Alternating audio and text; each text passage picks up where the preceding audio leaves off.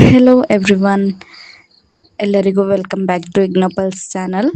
ಇವತ್ತು ನಾವು ಬಿಕಾಮ್ನಲ್ಲಿ ಇರುವ ಒಂದು ಸಬ್ಜೆಕ್ಟ್ ಆಗಿರುವ ಬಿಕಾಕ್ 133 ಸಬ್ಜೆಕ್ಟ್ ಬಗ್ಗೆ ಕಂಪ್ಲೀಟ್ ಆಗಿ ನೋಡೋಣ.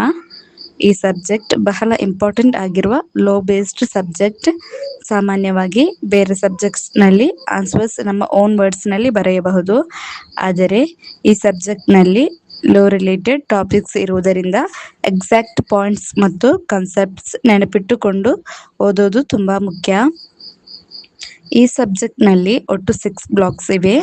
ಪ್ರತಿಯೊಂದು ಬ್ಲಾಕ್ ಕೂಡ ಎಕ್ಸಾಮ್ ಪಾಯಿಂಟ್ ಆಫ್ ವ್ಯೂನಲ್ಲಿ ಇಂಪಾರ್ಟೆಂಟ್ ಆಗಿದೆ. ಈಗ ಒಂದೊಂದಾಗಿ ನೋಡೋಣ. ಮೊದಲನೆಯದು block 1, general law of contract 1. ಈ ಬ್ಲಾಕ್ನಲ್ಲಿ 4 ಯೂನಿಟ್ಸ್ ಇವೆ.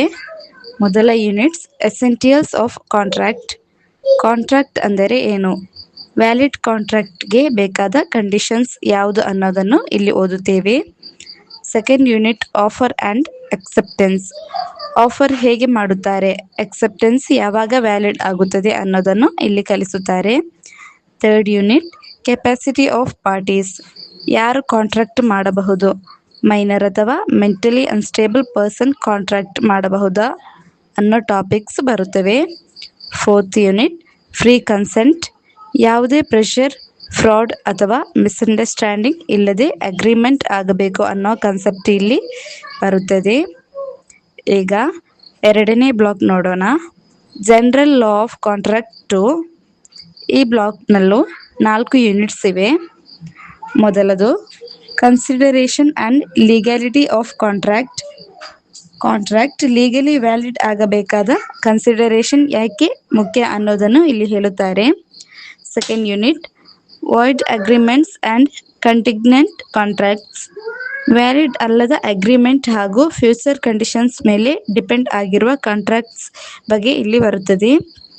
Third unit performance and discharge.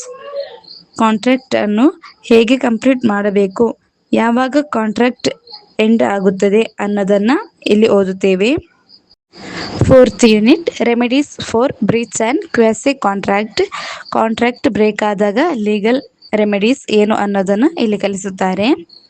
ಈಗ ಮೂರನೇ ಬ್ಲಾಕ್ ಸ್ಪೆಸಿಫಿಕ್ ಕಾಂಟ್ರಾಕ್ಟ್ಸ್. ಈ ಬ್ಲಾಕ್ನಲ್ಲಿ 3 ಯೂನಿಟ್ಸ್ ಇವೆ. Indemnity and guarantee, bailment and pledge and agency.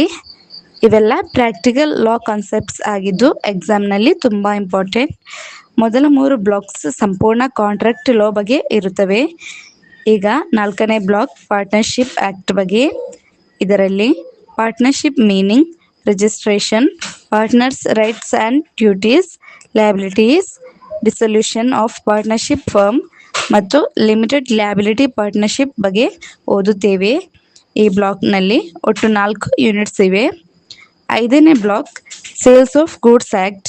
ಇದರಲ್ಲಿ contract of sale, ownership, transfer, delivery, conditions and warranty, unpaid seller rights ಇತ್ಯಾದಿ ಟಾಪಿಕ್ಸ್ ಬರುತ್ತವೆ. Business ಲೋನಲ್ಲಿ ಇದು ತುಂಬ ಇಂಪಾರ್ಟೆಂಟ್ ಪಾರ್ಟ್. ಕೊನೆಯದು 6ನೇ block negotiable instruments act.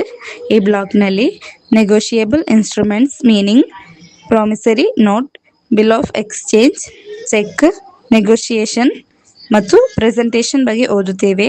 Banking ಮತ್ತು ಕಮರ್ಷಿಯಲ್ ಟ್ರಾನ್ಸಾಕ್ಷನ್ಸ್ಗೆ ಸಂಬಂಧಿಸಿದ ಇಂಪಾರ್ಟೆಂಟ್ ಕಾನ್ಸೆಪ್ಟ್ಸ್ ಇಲ್ಲಿವೆ. ಹೀಗಾಗಿ ಬಿಕಾಕ್ 133 ಒಂದು ಲೋ ಬೇಸ್ಡ್ ಸಬ್ಜೆಕ್ಟ್ ಆದರೂ ಬ್ಲಾಕ್ಸ್ ಮತ್ತು ಯೂನಿಟ್ಸನ್ನು ಪ್ರಾಪರ್ಲಿ ಡಿವೈಡ್ ಮಾಡಿಕೊಂಡು ಓದಿದರೆ ತುಂಬ ಈಸಿಯಾಗಿ ಕಂಪ್ಲೀಟ್ ಮಾಡಬಹುದು. ಇಂಪಾರ್ಟೆಂಟ್ ಡೆಫಿನಿಷನ್ಸ್, ಡಿಫರೆನ್ಸಸ್ ಮತ್ತು ಪಾಯಿಂಟ್ಸ್ ನೋಟ್ ಮಾಡಿಕೊಂಡು ಓದಿದರೆ ಎಕ್ಸಾಮ್ನಲ್ಲಿ ಆನ್ಸರ್ಸ್ ಬರೆಯೋದು ಸುಲಭವಾಗುತ್ತದೆ. ಈ ಸಬ್ಜೆಕ್ಟ್ ಬಗ್ಗೆ ಸಂಬಂಧಿಸಿದ easy explanation videos, important questions, previous year questions ಹಾಗೂ ಎಕ್ಸಾಮ್ ಪ್ರಿಪರೇಷನ್ ವಿಡಿಯೋಸ್ ನಮ್ಮ ಚಾನಲ್ನಲ್ಲಿ ಕಂಟಿನ್ಯೂಸ್ ಆಗಿ ಅಪ್ಲೋಡ್ ಆಗುತ್ತವೆ. ಆದ್ದರಿಂದ ನಮ್ಮ ಚಾನಲ್ ಸಬ್ಸ್ಕ್ರೈಬ್ ಮಾಡಿ. ಮುಂದಿನ ವೀಡಿಯೋಸ್ನಲ್ಲಿ ಪ್ರತಿಯೊಂದು ಬ್ಲಾಕನ್ನು ಡೀಟೇಲ್ ಆಗಿ ಎಕ್ಸ್ಪ್ಲೈನ್ ಮಾಡ್ತೀವಿ. Thank you so much. Take care and bye bye.